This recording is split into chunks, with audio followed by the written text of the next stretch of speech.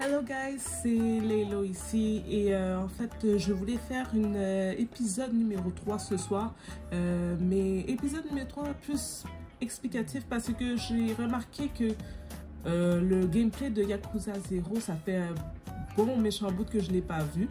Ça fait longtemps que je ne l'ai pas joué, regardé, puis je voulais un peu plus, mais je voulais en fait plus savoir un peu plus sur l'histoire parce que j'ai comme oublié des bouts. Je comprenais pas pourquoi Majima tout d'un coup était rendu Joker tout d'un coup, puis pourquoi Kiryu se laissait faire autant. Alors je me suis dit ce serait mieux qu'on fasse tout ça ensemble.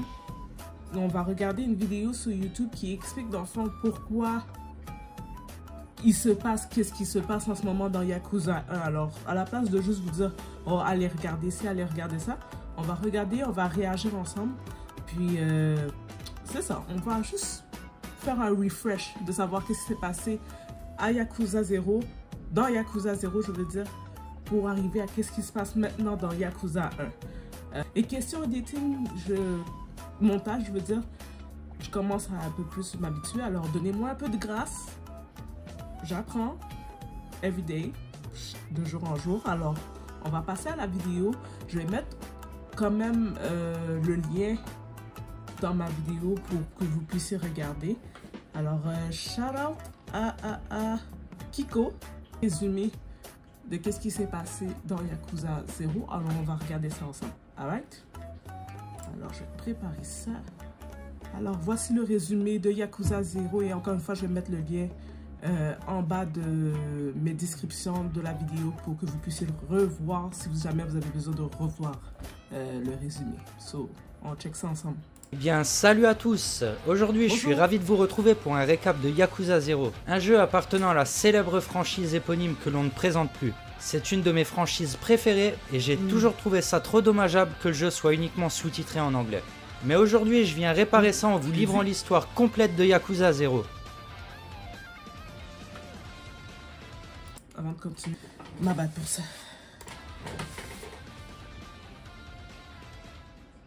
L'histoire commence et l'on voit Kazuma Kiryu tabasser un mec, alors que son but est de collecter de l'argent pour un prêteur sur gage. Kiryu, lui, tente de se faire un nom au sein des Yakuza. La nuit suivante, il sort dans les rues de Kamurocho avec celui qu'il considère comme son frère, Nishiki.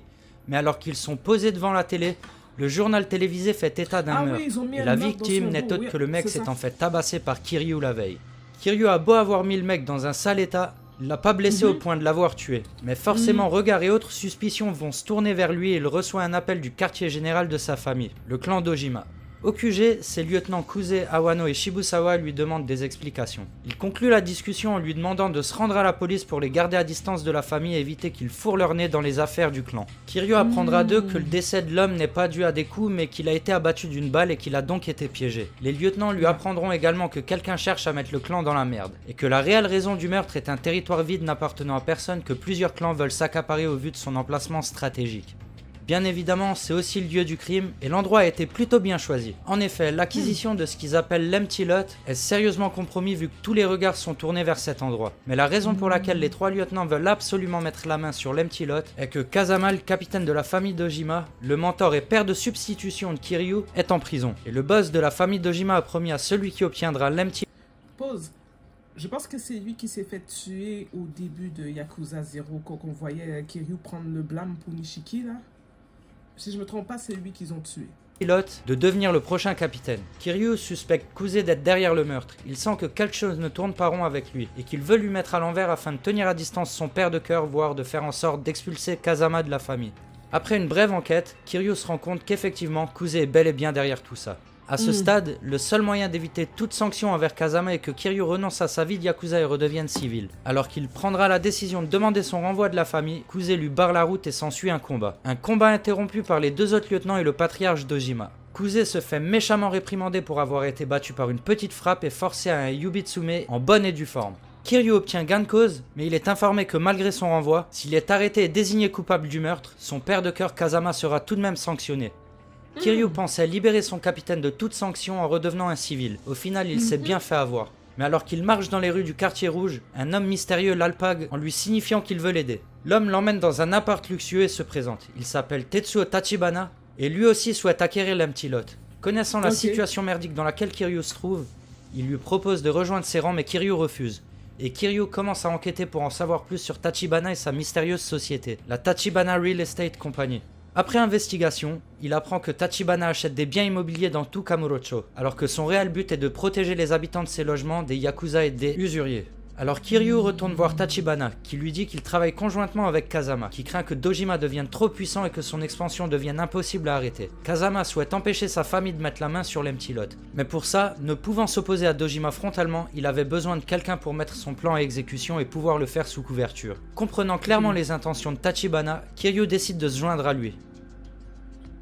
Direction Osaka là où Goro Majima gère le grand cabaret. Sa punition pour un assassinat raté il y a 3 ans. En plus de ça, Sagawa, le frérot du boss Shimano, le harcèle sans cesse. Alors qu'un jour il lui fait l'offre suivante. Réintégrer la place qui était la sienne dans la famille Shimano s'il tue un macro appelé Makoto Makimura, qui visiblement opère sur son territoire sans payer la taxe. Majima accepte et commence la traque de Makimura. Mais il trouve tout de suite des infos contredisant l'histoire que Sagawa lui a vendue. Makimura n'est pas un Mac mais un garde du corps pour les travailleuses du sexe d'Osaka. Majima va retrouver sa trace dans un salon de massage. Alors qu'il est prêt à en découdre, il tombe nez à nez avec son assistante, une jeune femme aveugle qui le prend pour un voleur, mais il réussit à lui faire croire qu'il est juste un client.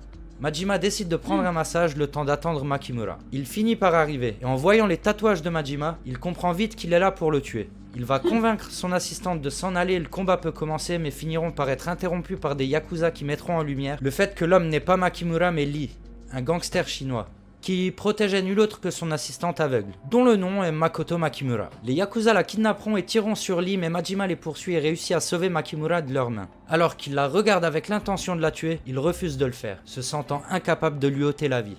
On retrouve Kiryu dans son nouveau rôle d'agent immobilier. Pour lui apprendre les ficelles du métier, Oda emmène Kiryu rencontrer un client qui leur demande de s'occuper d'un squatter qui occupe un logement qu'il venait d'acheter. Mais le squatter bénéficie du soutien des yakuza et refuse de libérer l'appart, du moins jusqu'au moment où Kiryu fait le ménage et tabasse ses potes.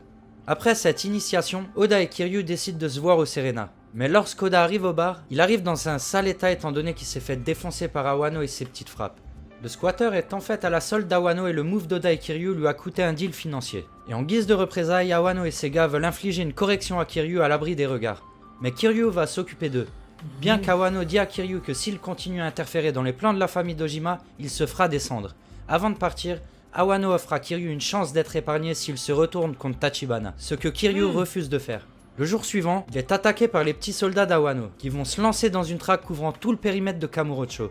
Mais Kiryu mettra à terre tous ceux tentant de lui barrer la route, et trace son chemin jusqu'à être emmené par une femme vers un tunnel secret. Un piège de plus tendu à Kiryu par Kuze, qui fonce vers lui avec sa moto. Kiryu va une fois de plus gagner le combat qui s'engage. Il sort des égouts, alors que la sortie mène au club d'Awano. Le lieutenant lui réitère sa proposition, en augmentant son offre lui promettant une promotion. Mais malgré son insistance, Kiryu refuse. Alors que Kiryu sort du club, Nishiki débarque et l'emmène hors de Kamurocho. Nishiki, en larmes, explique à Kiryu qu'il ne peut rien faire pour arrêter les hommes de la famille Dojima, et que la meilleure solution qu'il a trouvée pour lui éviter la torture et une mort lente est de lui offrir une mort rapide. Kiryu finit par accepter son sort, se retourne et demande à Nishiki de le faire, mais Nishiki ne peut pas tuer celui qu'il considère comme son frère. Et Kiryu lui dit qu'ils ne sont plus frères, qu'il est redevenu civil et que Nishiki doit l'oublier.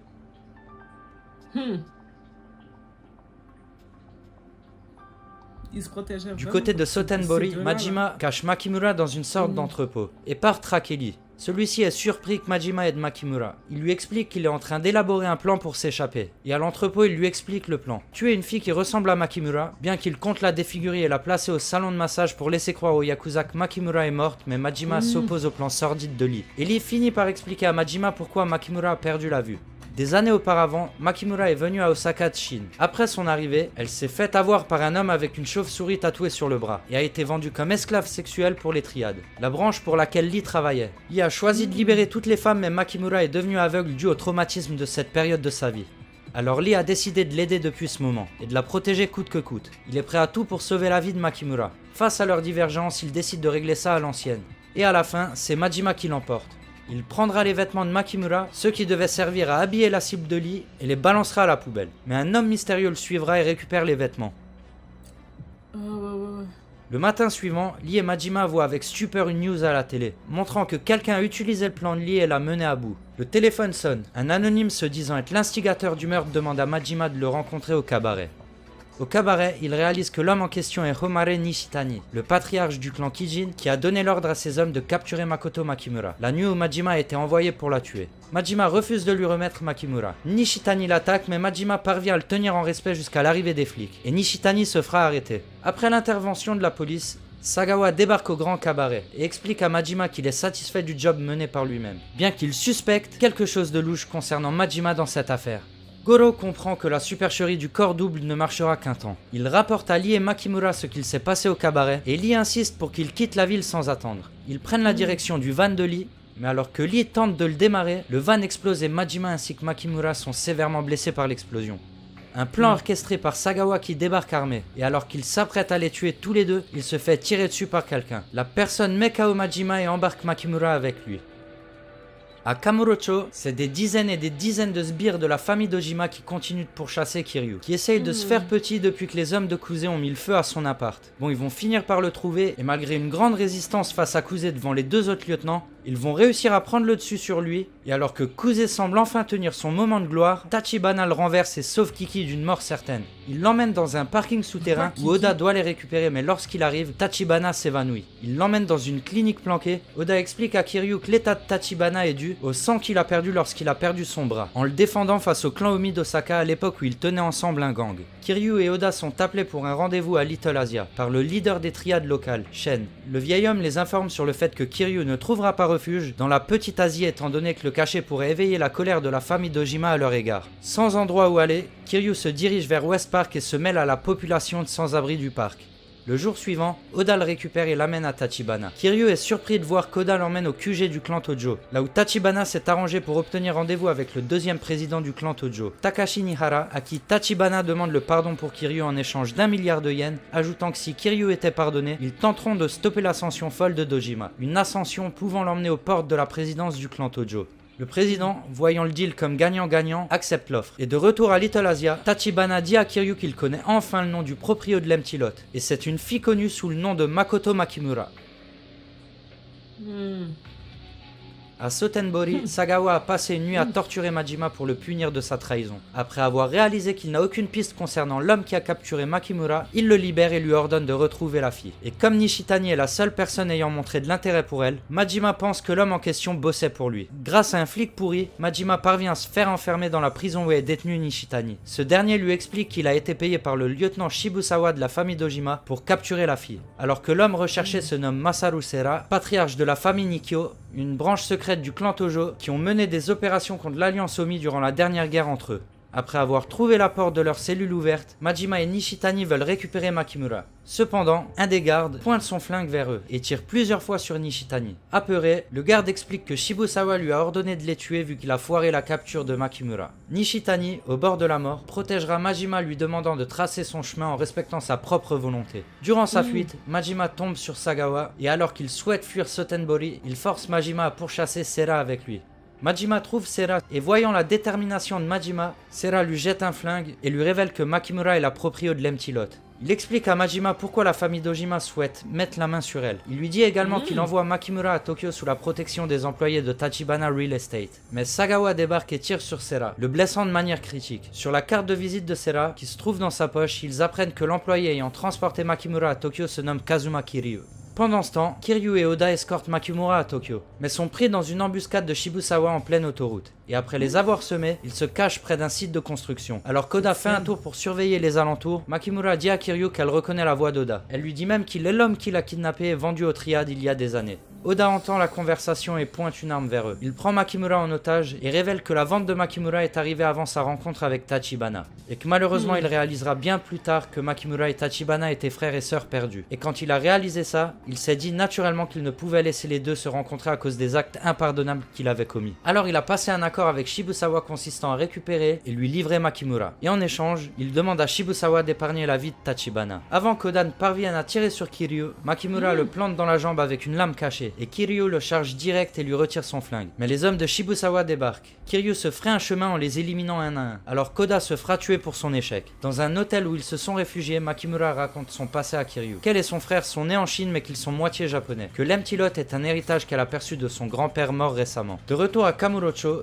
Kiryu laisse Makimura au milieu des SDF jusqu'au moment où il sera capable de la réunir avec son frère. Mais Tachibana et Kiryu se retrouvent piégés à Little Asia par un mystérieux assassin. L'assassin tire sur Kiryu qui est sévèrement blessé. Mais il se doit de capturer Tachibana vivant. Celui-ci accepte de le suivre à la condition qu'il épargne Kiryu. Des heures plus tard, dans la clinique de Little Asia, Kiryu se réveille, sous la surveillance de Chen. Le vieil homme lui explique que Tachibana a été emmené par un homme dangereux, qui se nomme Lao Gui, un assassin chinois. Il demande à Kiryu de sauver Tachibana, ce que Kiryu accepte de faire, mais à peine le temps pour lui de sortir qu'il est entouré par des hommes de Shibusawa, qui sont accompagnés de Nishiki. Les hommes demandent à Nishiki de prouver sa loyauté en tuant Kiryu, mais Nishiki refuse, et à la place il se joint à Kiryu pour démonter les hommes de Shibusawa. Puis il se dirige à l'endroit indiqué par le vieil homme. Mais trop tard, Tachibana est dans un état critique. Kiryu vient à bout de Kusei, et Makimura peut finalement revoir son frère, qui meurt devant ses yeux.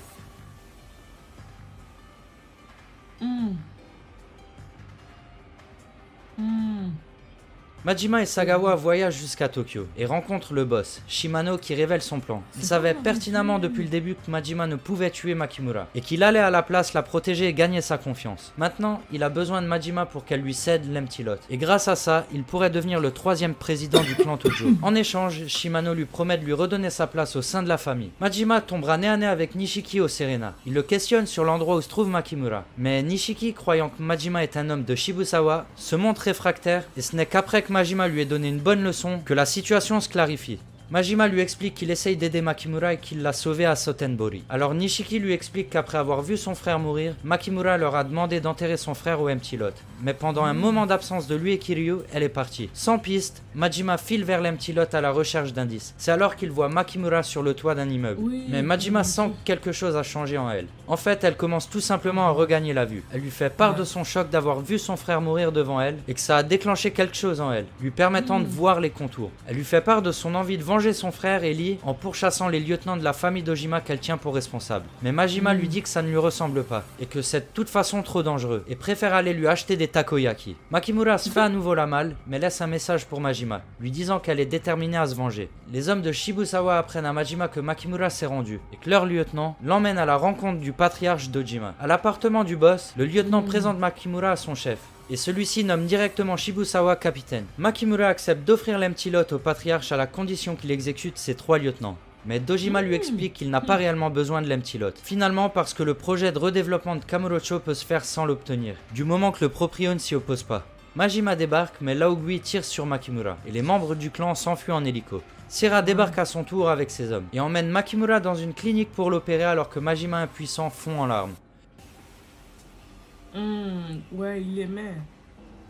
Le nouveau numéro 2 du clan veut déjà renforcer sa position. Il demande donc à ses 2 lieutenants de tuer tous les hommes de Kazama. Kiryu est stoppé dans la rue par Kusei, qui veut récupérer son honneur, mais malgré sa détermination, Kiryu va le battre une nouvelle fois. Kusei explique à Kiryu le plan de Shibusawa, qu'il a connaissance de la planque de Sera et qu'il mobilise ses hommes pour tous les tuer. Mais Kiryu et Nishiki arrivent au QG d'Enikyo. L'attaque de Shibusawa a déjà commencé, et Kiryu et son frérot se feraient un chemin jusqu'à un yacht privé, où Shibusawa cherche Makimura. Kiryu atteint le capitaine, qui retient Makimura en otage. Et après un duel, Kiryu bat Shibusawa et sauve Makimura. Alors que Majima enrage et démonte tout le monde dans le bureau des Dojima, jusqu'à tomber sur le patriarche. Sera débarque à son tour et informe Dojima qu'il est foutu. Car grâce à Kiryu, Makimura a regagné conscience et a légué l'Empty Lot à Sera. Avant de partir, Sera donne un flingue à Majima et lui dit que Shimano doit prendre ses responsabilités pour avoir trahi le clan. Majima se rend chez Shimano qui est sur le point de conclure un deal avec le boss de l'Alliance Omi, leur remettant Kamurocho, tandis que Shimano deviendrait le boss du clan Tojo. Mais tout ça tombe à l'eau lorsque Majima livre le message de Sera et lui passe le flingue. Shimano pointe l'arme vers Majima, mais flingue finalement le boss de l'Alliance Omi. Et si Shimano n'a pas renoncé à son ambition, il sait qu'il doit patienter et faire ça dans les règles. Et des semaines plus tard, les patriarches du clan Tojo se réunissent au QG. Le président les informe qu'à cause de l'intérêt de la police généré par les actes du patriarche d'Ojima, il est destitué de son rôle dans le projet de reconstruction de Kamurocho. Et qu'à la place, Sera va prendre le contrôle des opérations et est nommé capitaine. Alors que Kiryu réintègre la famille d'Ojima, Majima lui fait tomber le t-shirt et coupe ses cheveux, arborant le look du Majima fou qu'on connaît. Makimura est bien vivante et a retrouvé pleinement la vue, mais visiblement elle se souvient plus de Majima, ce qui a l'air de convenir à Majima. Et voilà. on arrive au bout de cette préquelle, grâce à laquelle on peut assister à la naissance de 2 légendes du clan Tojo, entre Majima le Fou et le jeune Kiryu devenu le dragon de Dojima. J'espère que vous avez apprécié la vidéo, qu'elle sera utile pour ceux qui n'ont pas pu profiter de ces jeux à cause d'une localisation aux abonnés absents. Moi, je vous dis à la prochaine pour un nouvel épisode. Ciao. Ok. Ciao, mon cher. Merci beaucoup. Alors, ça, ça explique l'histoire, excusez, de Yakuza 0. J'ai entendu dire qu'il y avait un manga aussi là-dessus, puis honnêtement, ça tente de l'écouter. Mais pour ce qui est du résumé, on va arrêter ça là. Je me demande, est-ce que je devrais faire un peu de gameplay? Peut-être juste un petit 30 minutes de gameplay. On va faire un petit 30 minutes. On va faire le 30 minutes. Mais je sais que Kiryu sortait de prison, puis on a essayé de se battre, puis non, c'était pas bon la bataille. Honnêtement, là, Kiryu est rendu un peu rouillé. Mais c'est pas de sa faute, il sortait de prison, puis 10 ans plus tard, les choses changent. C'est quasiment, c'est une décennie qui est passée, alors il a manqué des bails. Monsieur est rendu rouillé, mais on va aider Kiryu là-dessus. Bon, moi je sais pas qui est Nishiki pour Yumi. Je suis sûre que Yumi a eu un petit. C'est soit le monsieur qui s'est forcé sur elle. Il a eu le temps de la, peut-être. Puis elle est tombée enceinte de monsieur qui est mort. Puis Kiryu va la protéger. En tout cas, je sais pas qu'est-ce qui va se passer. On va faire un petit 30 minutes de ça. Mais ça, j'ai des bails à faire pour le lendemain, au travail. So, on va continuer.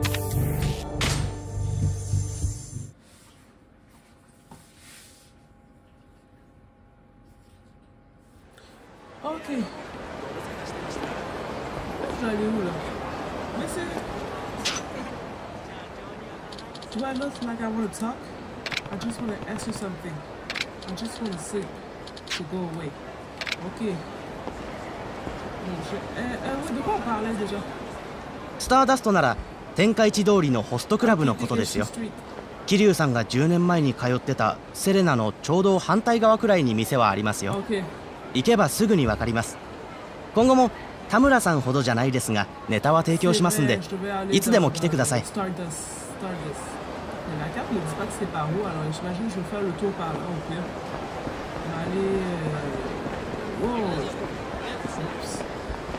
C'est vrai, faut pas que j'oublie que le bail de...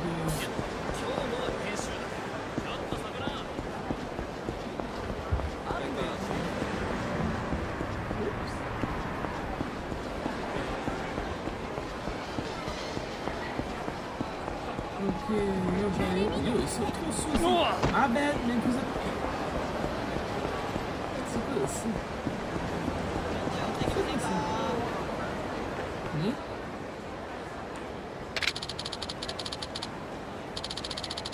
A1. Ok. Là, moi, je suis où, là? Oh, cutscene. Hey! おめえ何してんだ。店に何か用があるんですかね。オーナーの和樹に用があるんだ。なんとどこの組のやつだ。あ？島の組だろ。俺らは誰の世話にもならねえんだよ。何の話だ。俺は和樹を探してるだけだ。どの組の人間でもない。ざけんなよ俺。一目見りゃわかんだよ。どこどう見たって極道マンだろうが。てめえ何企んでやがる。和樹さんに何しよってんだ。おいおい、別に俺はお前らと喧嘩するために来たんじゃねえんだ。なめんなよこれ。ヤクザって言え何でも片付くと思ってんじゃねえぞ。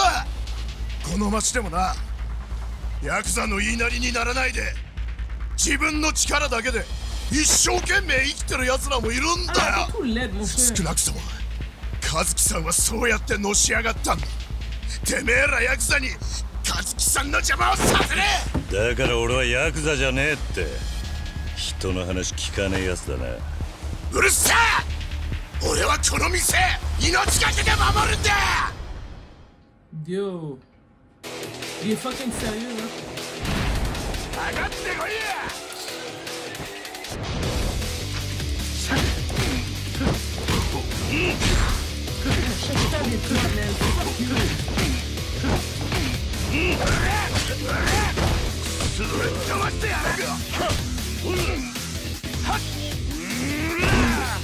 Comment ça me fait?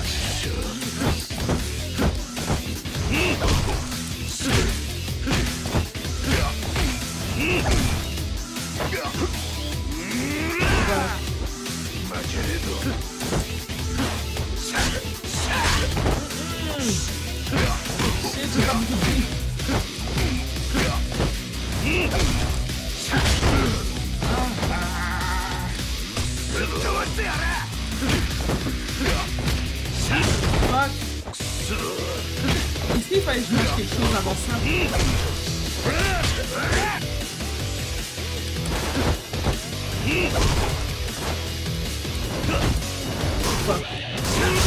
Shit! Oh! Oh! Est-ce que j'ai... Est-ce que j'ai...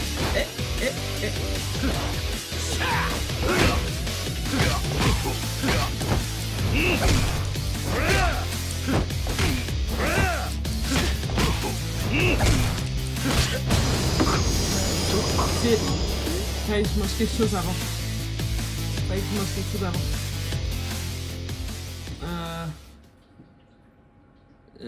Try again. Est-ce que ça va me remettre le même niveau de vie?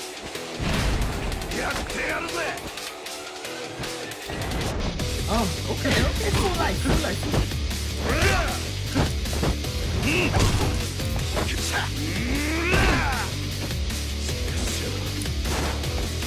Yo!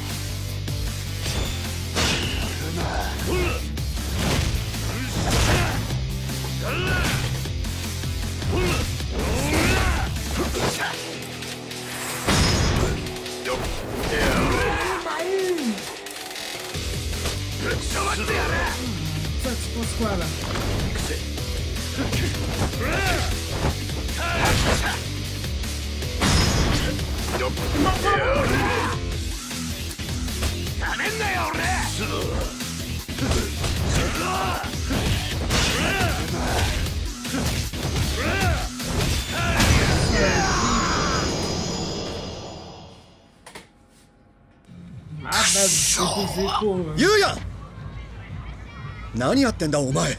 すいません、和樹さん、このヤクザが。ヤクザ。堂島の桐生さんですか。ああ。失礼しました。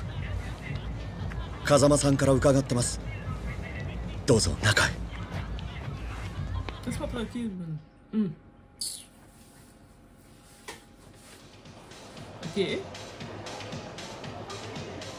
Est-ce que je dois... What's the... Okay. What's up? Please have a seat upstairs. Because I will come in a moment. Okay. Est-ce que je peux pas quelque chose à boire? Non? J'ai plus de vie. En tout cas, il faut que je monte les escaliers. Welcome. Hi. Thank you.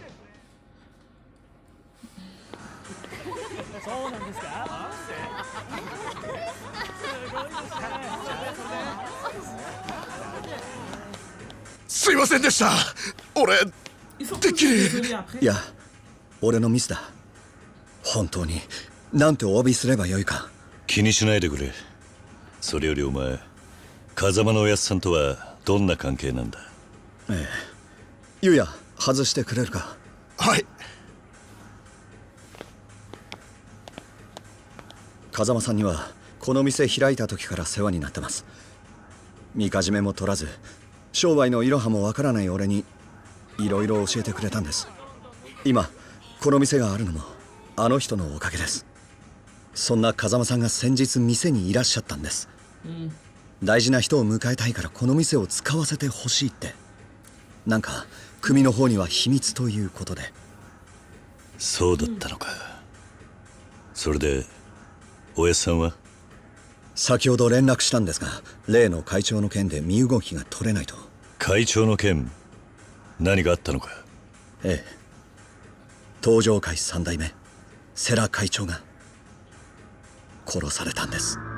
何？昨日の深夜のことです。犯人はまだわからないんですが、ニュースでもさっき。何が起きてるんだ？わかりません。ですが堂島組長が亡くなって10年。今じゃ同じ東上会の組同士が水面下で町の利権食い合いしてるんです、堂島組を引き継いだ直後の風間組は一時期大きな力を持ちました。他の組も手出しができないでいたんですが、数年前内部から裏切って風間組を割った人がいたんです。誰だ？それは。おら！オーナー打算かい！ Ah! Qu'est-ce qu'il y a encore? Ouais, je dois aller en bas.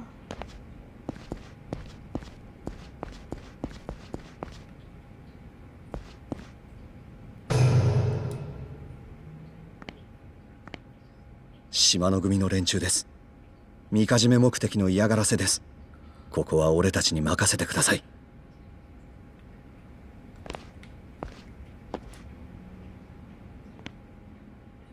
すみません、騒がせちゃって。なんとかして追い払いますから。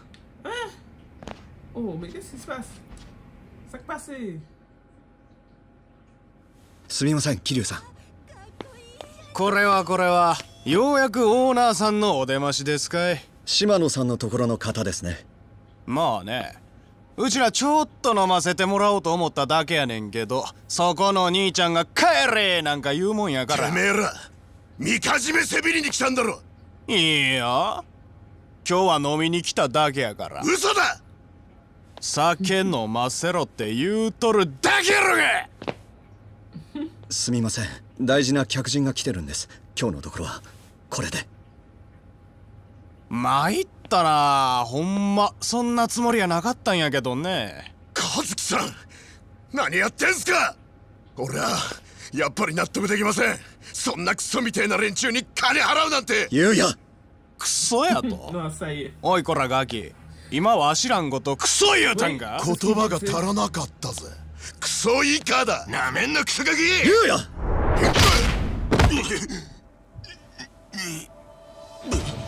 なんやお前は。和樹、優也ってやつの言う通りだ。こんな奴らに金を渡す必要はねえよ。はい。ふざけとんのかお前ら。おい、店ごとぶっ潰せ。Tu qu'on te paye pour que tu te fiches le camp là? C'est quoi? Pourquoi t'as payé pour que tu te fous le camp? Je vais te botter le cul en face. Viens ici, viens ici. Bitch.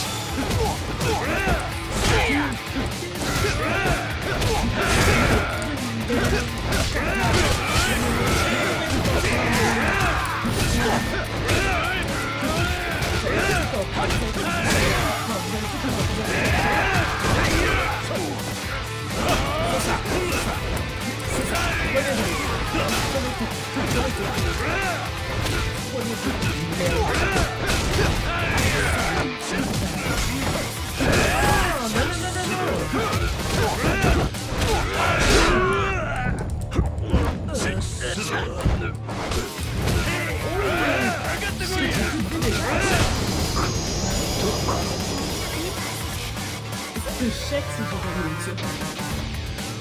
Yeah, I'm gonna try again. Fuck this. Wait a minute. Hold on. Alexa.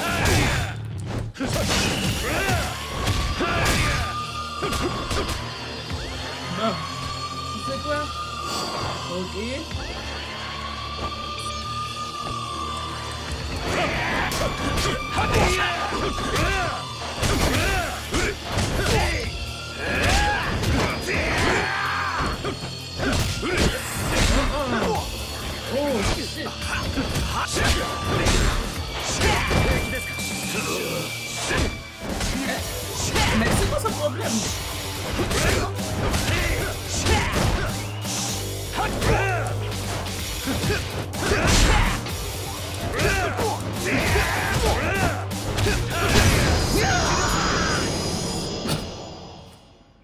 J'étais trop dedans. Des fois, j'appuie un peu n'importe quoi. Je suis désolée pour ça. Je travaillais là-dessus. 思い出した。あんた堂島の組長を殺して無視を言った。こりゃ島野の親父に最高の土産ができたわ。キリさん。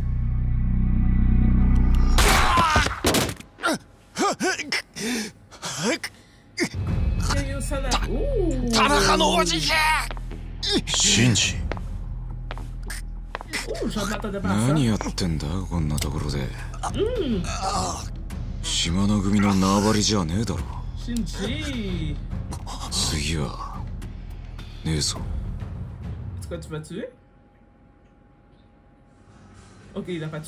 本当にお久しぶりです。ああ、出世したようだな、シンジ。出世っていうか。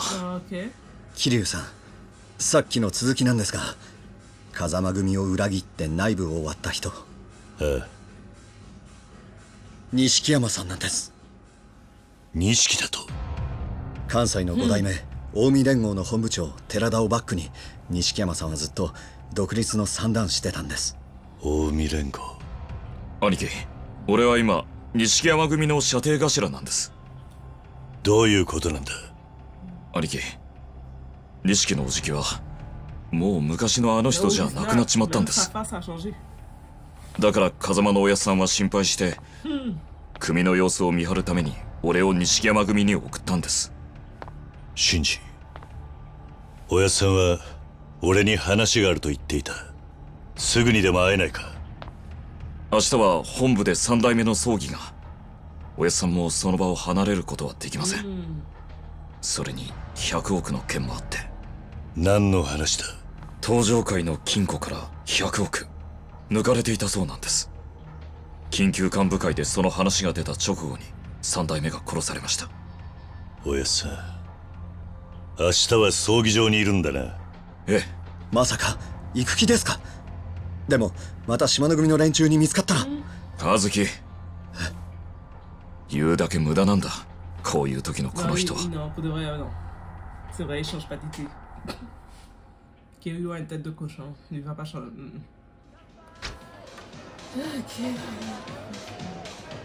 Ok, tout d'abord, ma vie a l'air de... Ok, tu as upgradé.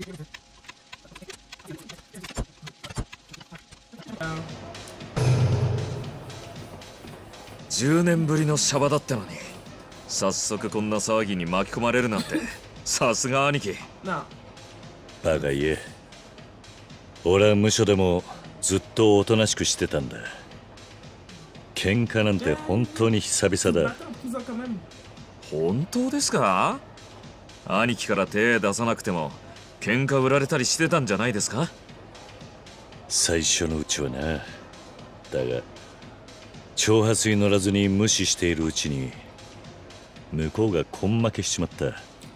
おかげで模範囚になり10年で仮出所だ。あの喧嘩っ早かった兄貴が10年間喧嘩ゼロとは。ま、そんなところも兄貴らしいですね。全然お変わりなくて安心しましたよ。変わってないか？あれ、どうかしました？実はここに来る前、ある男から俺がこの10年ですっかり弱くなっちまったって言われてな。自分でも技の衰えを実感していたところだったんだ。そうですか。でも兄貴のことです。すぐに昔の感覚を思い出して10年前みたいにキレのある技を出せるようになりますよ。だといいんだがな。それで葬儀会場の件ですが、東上界の連中が大勢いますから兄貴の正体がバレるとまずいことになります。正直何が起こるかわからないですからできるだけの準備はしておいた方がいいですよ。もう準備はできましたか？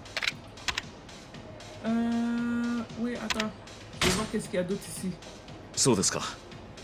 では準備ができたらまた声をかけてください。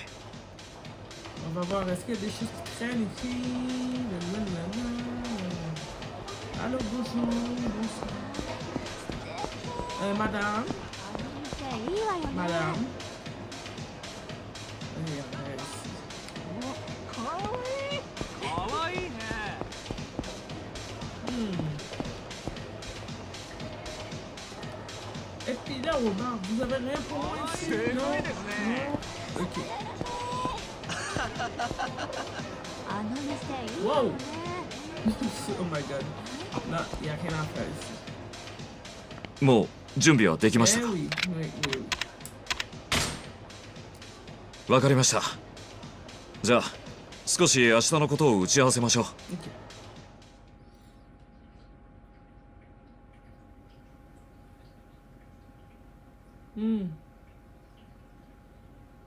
本当ですか、柏木さん。何驚いてんだ。お前のここ最近の働きからしたら別におかしな話じゃないだろ。でもまさか俺が自分の組を持てるなんて。とはいえいきなり組持てって言っても手駒がいねえだろ。うちから腕利きのやつを何人か出すから、そいつらうまく使ってしのぎについて勉強しろ。柏木さん、ありがとうございます。礼なら風間の親父に言え。これはもともと親父が言い出したことなんだからな。親父さんが？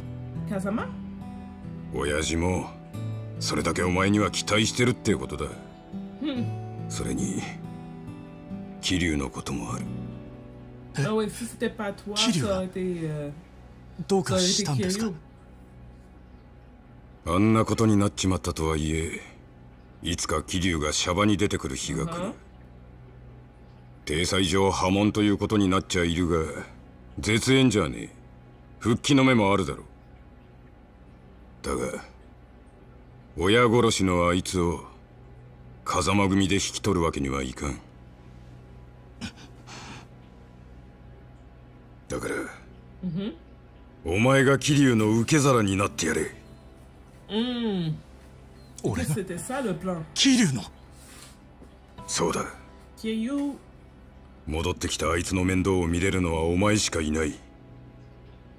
お前が錦山組をでかくしてあいつを迎えてやれ。はい。俺、桐生のためにも頑張ります。Je crois qu'il y avait des bonnes intentions en commençant, puis par la suite, quelque chose a foiré.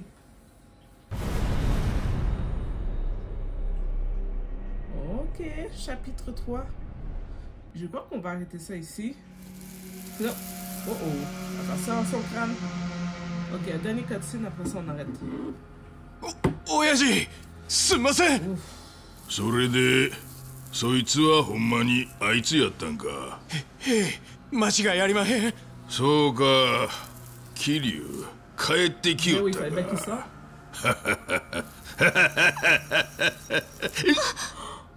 C'est dead. C'est dead. C'est dead. C'est dead. Mais tu bouges trop, grosse tête. なあ、桐生は相変わらずごっついやつやったんか？ええ、それはもう。そうかそうか。ご苦労やったの。ちょっと手出してみや。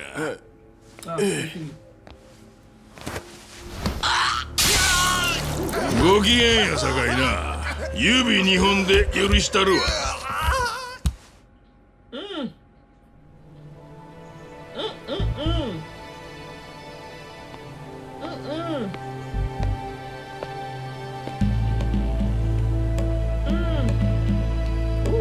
いいですか、兄貴。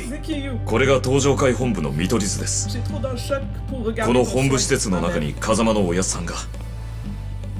建物の裏口は比較的手薄です。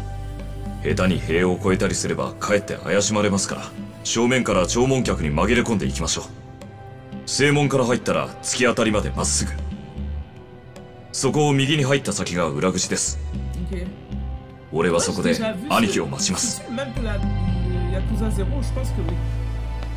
Même salon funéraire.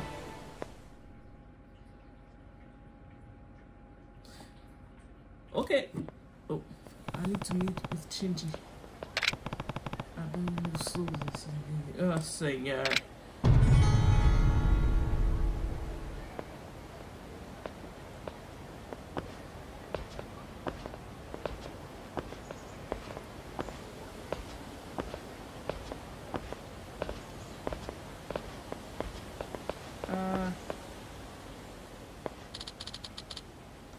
Bro. Bro.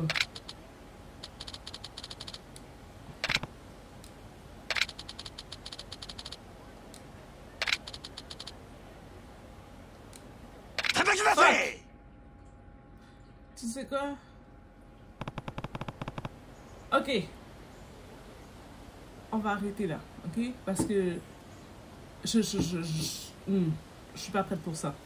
Alors, on va se voir pour une prochaine vidéo, partie numéro 4. Peut-être demain ou après-demain, je vais le filmer.